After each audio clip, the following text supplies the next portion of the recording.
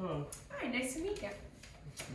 My name is Haley and I will be your student dietitian today. I'm here to talk to you a little bit about your nutrition.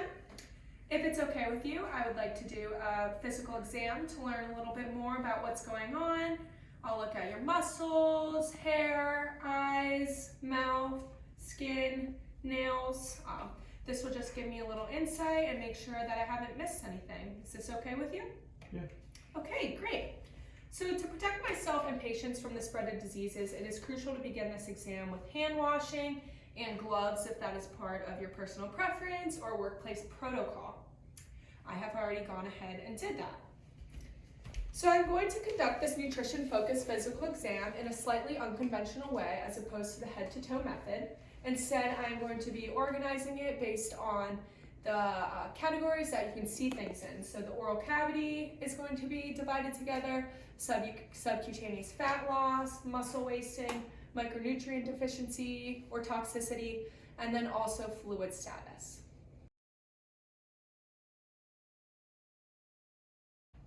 The oral cavity is crucial to exam as it allows us to open our mouth, eat, drink, and swallow. Conducting a nutrition-focused physical exam on the oral cavity allows us to get a better look if there are any abnormalities that may be affecting intake. To begin the oral cavity exam, I'm first going to interview the patient by asking a few questions. Do you ever feel that your mouth is dry? No.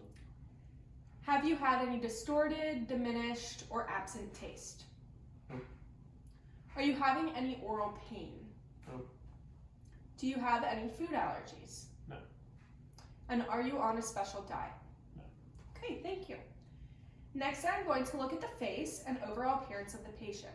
I'm assessing for things such as facial symmetry, expressions, face color, temperature, and texture that may be indicative of nutritional problems. I'm now going to begin the hands-on oral cavity exam. I'm going to begin by explaining to the patient what I'm going to do a global assessment on, including the tongue, mouth, and teeth.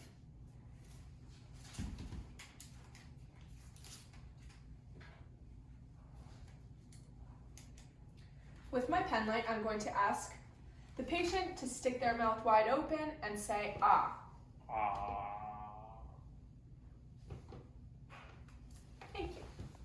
During this, I'm going to be using the pen light and tongue depressor to evaluate the lips, mouth, gum, tongue, mouth floor, cheek lining, and hard and soft palates for anything abnormal while asking some additional questions. I'm going to put on your lip. I'm going to there at his bottom teeth. Okay, thank you. Are you having any difficulty chewing or swallowing? No.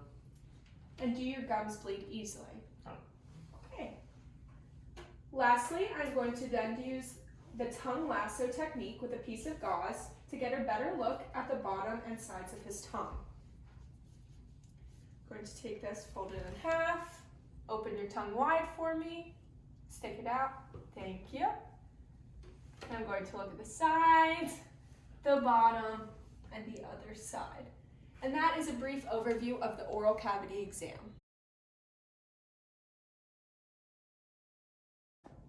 To assess for nutrient deficiencies and toxicities, I'm going to evaluate my patient's hair, eyes, face, nails, skin, and mouth, all bilaterally for any abnormalities. To begin this exam, I'm going to first look at the hair and I'm going to observe and lightly palpate the hair with my fingers to see if it comes out easily.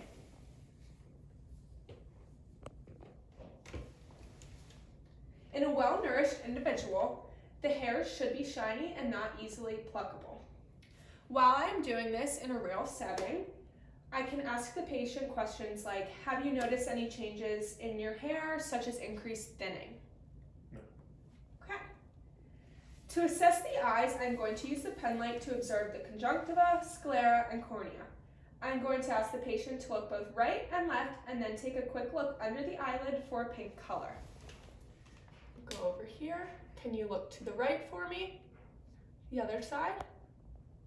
Okay. And then your right. Okay, thank you. And then lastly, I'm just going to take a quick grab. And I'm looking for that nice pink color. Abnormalities may be indicative of nutrient deficiencies. For example, a pale conjunctiva may be indicative of anemia. During this, I can ask the patients questions such as, have you had any changes to your vision or difficulty seeing at night? No. Okay. To assess the face, I'm going to do a general inspection of color, texture, and shape and ask the patient about any changes. Have you noticed any changes to your face? No. Okay. The nails are assessed by looking at the color, shape, and contour of the nails to determine any underlying protein or micronutrient deficiencies. I can also push down on the nail bed, the nail tip, to observe for capillary refill, which will also be more discussed in regards to the fluid status. Normal nails will be smooth, slightly shiny, rounded, or convex in shape, and include a pink nail bed. Additional questions I can ask my patient: have you noticed any changes in your nails? No. Okay. Lastly, the skin is assessed by observing color, texture, and moisture. Normal skin will appear smooth, supple, and intact. Abnormal skin can be indicative of both macro and micronutrient deficiencies. Have you noticed any skin changes? Nope. Are there any wounds that we should be aware about? Nope. Thank you.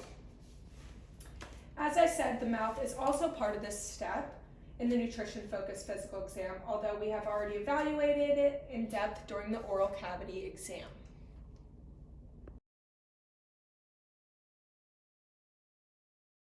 Subcutaneous fat is the adipose tissue that lies between the skin and the abdominal wall. To assess for subcutaneous fat loss, I'm going to look at the orbital fat pads, buccal fat, triceps, and ribs. To assess for fat loss in the orbital fat pads, we inspect under the eye. It is best to stand directly in front of the patient while touching above the cheekbone.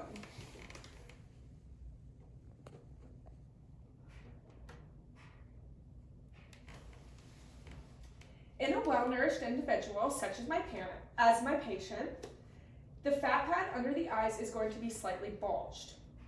In loss of orbital fat, there is going to be an appearance of a hollowing eye. Mild or moderate malnutrition is going to have a slightly hollow look that is often accompanied by slightly dark circles. A severely malnourished individual will have a drastic hollowing or depressed appearance in addition to the possibility of loose skin or dark circles. Next, I will be assessing for buccal fat loss. Buccal fat is assessed similarly to the orbital fat pads by standing directly in front of the patient, although this time I will be examining below the cheekbones for a hollow or sunken appearance.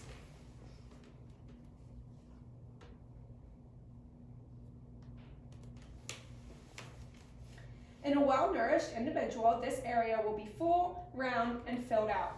In a malnourished individual, we are looking for signs of flat cheeks or a hollow, narrow face. The triceps area is the location most identified with fat loss. To assess this area for fat loss, I will use the palpation and pinch technique and assess for fat between my thumb and index finger. To do this, I will bend my patient's arm to 90 degrees and roll their fat between my fingers. And you will want to make sure that you are doing all of these bilaterally.